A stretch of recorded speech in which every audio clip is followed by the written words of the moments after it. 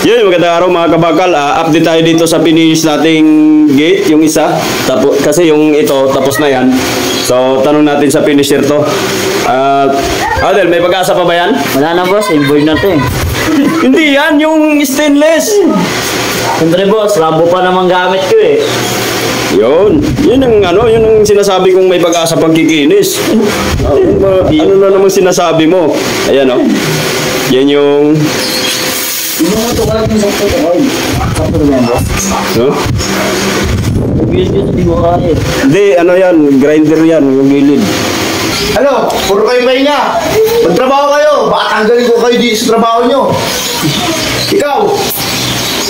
Grabe naman boss, to. uminom pa boss. Grabe naman tong Grabe naman tong bagong Grabe naman tong bagong manager nila. Napakahigpit. Sablahin mga gawa nyo. Oh, Tignan mo. yan, na-high blood. Kailangan na bukas yan. Di pa rin tapos. Na-high blood. Ilang araw nila ginagawa. Ako, na-high blood na. Ito pa isa. Ikaw. Puro ka pahinga dyan. Yan boss, pahinga Late ka na nga. Papahinga ka pa. Na-high blood na yung boss nyo. Mamaya, nakabase na ako agad doon eh. Likot ng manager nyo. Nakabase na rin yung mamaya pang-trabaho. Papahinga ka na boss. Hindi sa akin. Yun, magandang araw mga kabakal. Update lang tayo, araw ng Sabado ngayon. At natapos na natin yung ginagawa nating gate doon. At ngayon tayo naka-schedule para bumiyahing ang uno. Ito na yung mga kasama natin. Si Rodel. Yung ano natin, yung ang tawag nito? Training. Oo, trainee natin. Ganyan. Yan, hindi na bago yan.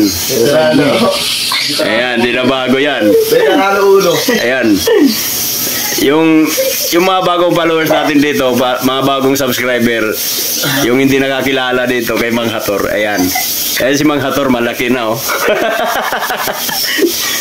Dati maliit pa yan, ngayon maliit pa rin. Videographer. At si Psycho, ayan.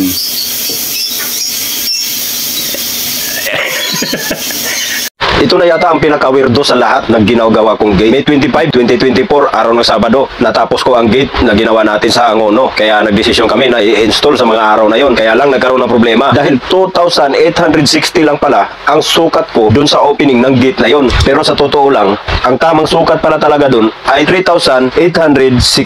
Pero makailang beses ko inulit yung sukat na yan. Kaya nga ang ginawa ko dyan ay nagbuo ako ng frame na dalawang 1/4. Minus ko na nga yung 60mm para dun sa pillow block. Kaya ang nangyari, ayan, binalik namin yung gate. Binaklas natin yung mga plansa para dun sa service gate niya. Pinalitan natin ng 2x3. Ang dami nating pyesa na pinalit dyan. Talagang masasabi ko na marami tayong nasasayang na pyesa sa gate na to. Marami tayong nasasayang na stainless. Pero wala tayong magagawa kasi hindi ko alam paano ko sinukat to na makailang beses kong isinukat na talagang 2,860 lang ang sukat ko. Kaya naman 1,400 lang ang binuo ko. Dalawang panel. Di bali 2,800 kung i-minus natin yung sa pillow block. Kaya ayan ang nangyari. Ni-repair namin. Buti na lang, ang mabait din naman yung may-ari. Pumayag na magdagdag lang tayo ng 1 meter, doon na rin nakakapit sa 1 meter na frame yung pinaka-service gate niya. Yun na nga yung ginawa natin. Hindi ko na sana gawa ng vlog to, kaya lang, ginawa ko pa rin to para lang ma-share ko rin sa inyo na dapat mag-ingat tayo pagdating sa sukat. So, lalong-lalo na sa mga ganito na medyo may kamahalan yung materialis natin. So, hindi kasi biro talaga pagka stainless. Kaya, kung kinakailangang dubli-dublihin natin ang pagsukat, tignan natin maigi, tayong masyadong magkampante ng isang tingin lang. So, yun ang gagawin natin. Kasi, hindi biro yung gasto sa stainless tulad yan. Imbis na kita ko na sana, napunta pa dun sa panibagong materialis na dinagdag natin or binili natin. Kaya ang nangyari, talagang wala tayong kinita dito sa project na to. Pero gumagawa ng mga ganito, so normal yan na meron talagang lugi, meron talagang talo, minsan abono pa nga. So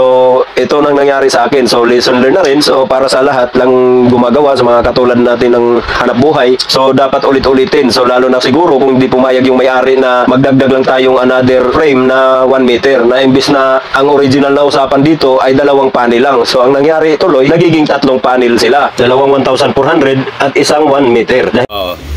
Ito na yung nawalang sukat natin na 1 meter. Ayan, dito na rin nakakapit yung ano niya, yung service door. Sara mo nga, Kyle. Ayan mo, lalayan mo, matumba yan. Oo. Yan. Tapos yan naman, nakakabit naman yan. Mayroon tayong cylindrical na nakakabit naman dito. Yan. Ayan. Ito naman yung nakakapit dun sa poste. So may pillow block. Yan. Nga 3,860 ang opening ng gate natin, nabuo ako ng 3,800. So yung 60 na clearance na yun, bali binigay ko na doon sa pillow block kasi yung pillow block natin is 25mm. So mag-clearance lang din tayo ng 25mm doon. So yung matitirang 10mm doon ay yun na yung mga clearance natin sa yung pinaka-cylindrical niya, tapos yung clearance natin sa gitna. Ganun po ang ginawa natin dyan. Kaya lang, ito ang pinakamasakit sa lahat at hindi ko alam kung paano nangyari ito dahil nga 3,800 yung gate na ginawa natin at ang opening niya ay 3,860. So pag sinalpak natin yung gate na yun na 3,800, hindi siya pumasok sa 3,860 na opening. Dito na ako halos mangiyak-iyak dahil another katay na naman sa mga stainless natin. So hindi ko alam kung anong magic meron sa bahay na to or dito sa ginagawa naming gate na to. Dahil inabot na kami ng gabi, paulit-ulit naming sinusukat yung opening niya tsaka yung tatlong panel na sigurado akong pasok sana kung tutusin. Kaya notos kami, inuwi na rin namin yung 1 meter na pinahabol natin para i-repair. Kaya iniwan na namin yung kinabit naming dalawang 1,400 na ganito itsura. Dito biyahe na naman tayo ulit papuntang Angono. Pangatlong balik na natin to at ito na-repair na natin yung pinto na hindi pumasok. Nabawasan na rin natin yan at syempre panibagong plancha na naman. At dito nakarating na nga tayo. Kung mapapansin nyo, hinarangan lang nila ng mga bakal yung mga dahil nga iniwan natin yung ganyan. Kaya pansamantala hinarang muna nila yung binaklas natin yung gate na luma dahil ilang araw din nating iniwan yan. At subukan nating ikasa. Binawasan na pala natin to ng 30mm. Kaya pag sinukat natin tong buong gate na yung tatlong panel na to, nasa 3,770mm na lang to. Pero yung opening nito 3,860. Kung tutusin, sobrang laki na ng binawas natin dito. Ang masasabi ko, ito na yata ang pinaka hindi ko makalimutang gate sa lahat ng ginawa ko. First time nangyari sa akin to at sana wag na maulit.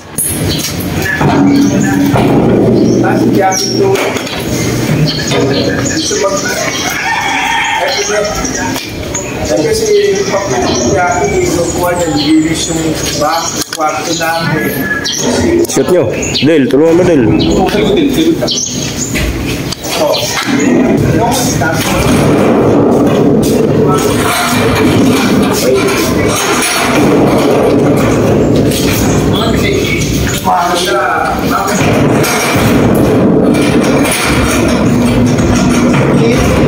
Binaling sabay yan, sabay.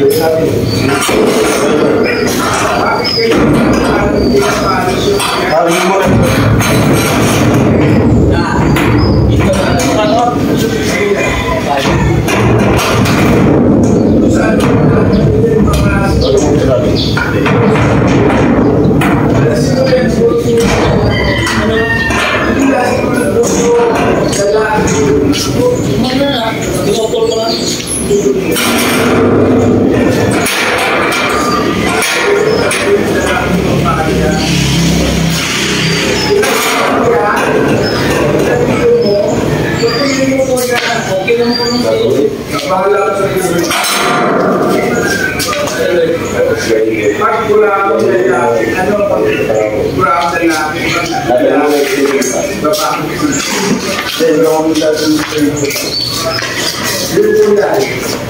Ang lalaki na pinyo, ang bilang-bilang, haba, ang bakit, sa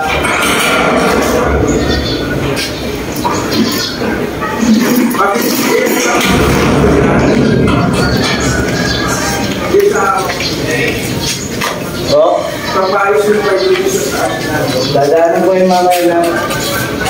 Madam. Walang muskit. Muskit po. Yeah. Good morning. Makita ka.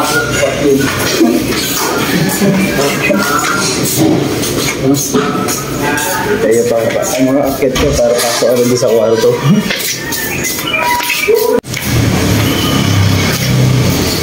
Wah, may salamin ka pa dyan ah. Natanggal nyo na yung mga ano doon yung sa report, yung speaker na gano'n.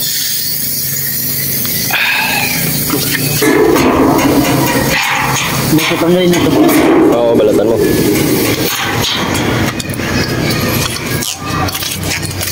Yan, tapos ito.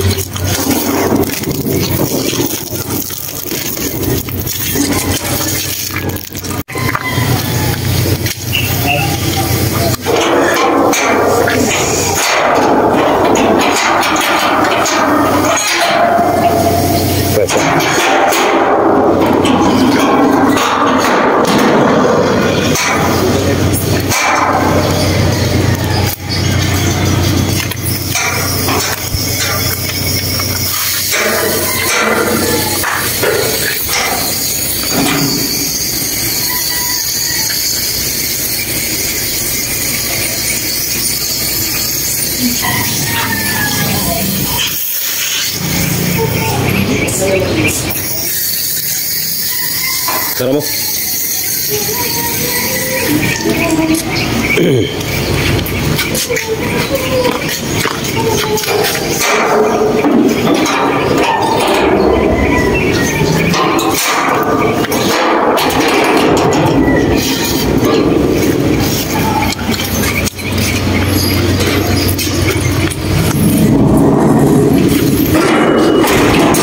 Yung isa pakibukas.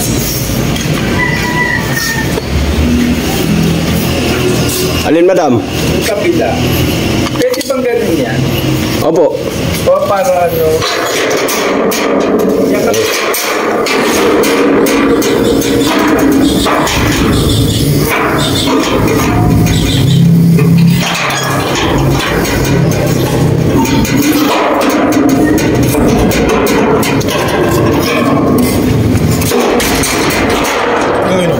Lock mo yun, sir.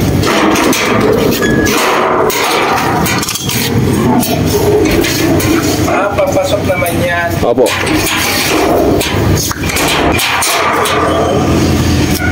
Hindi kaya sumabit yan. Pwede para sa labas yan. Di po. Di na po pwede palabas. Baka masarap. Di, pwede naman diretso lang, madam, kasi wala, konti lang naman. Yan. Konti lang naman lagpas, oh. Kahit diretso na lang. Okay, yan. Kasi baka ano eh. Nasabit yan. Ganyan na lang pag Oo. Pero na.